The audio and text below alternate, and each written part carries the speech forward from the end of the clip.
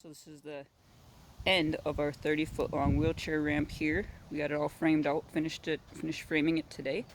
We did it on deck blocks because this is actually a house rental, and so if the people move, we'll have to take it apart easily. So we're going to do the best, strongest deck that we could. And you see we got extra bracing. It's for kind of a heavy person.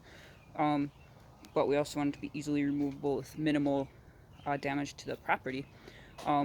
At the end here, we're going to have to add a little bit to the concrete slab, so there's at least a 5x5 turnaround.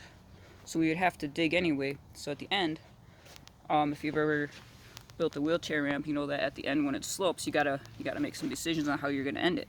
You know, sometimes I've seen one, we took one apart that was donated that they just trimmed this so it's set flat on the ground, but then you come almost to a point where there really isn't a lot of support. And we didn't want to do that. We didn't think that would be very strong.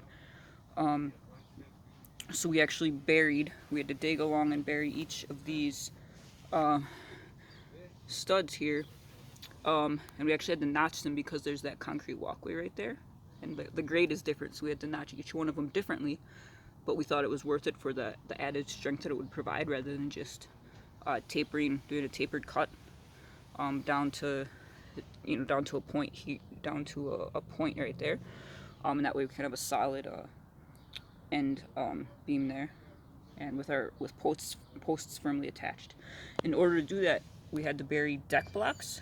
We have the same surface area here as we do on the others, so there isn't the same danger of them, sinking as if you just put a post in there sitting on top of the dirt without burying it to proper depth. And again, digging deep to bury it at proper depth wasn't really an option for us, because we want to do minimal damage to the site. So this is what we did. Builders, if you got any other ideas, ways you've done it before, we'd love to hear from you and hear different strategies, learn from one another. But let us know what you think. God bless.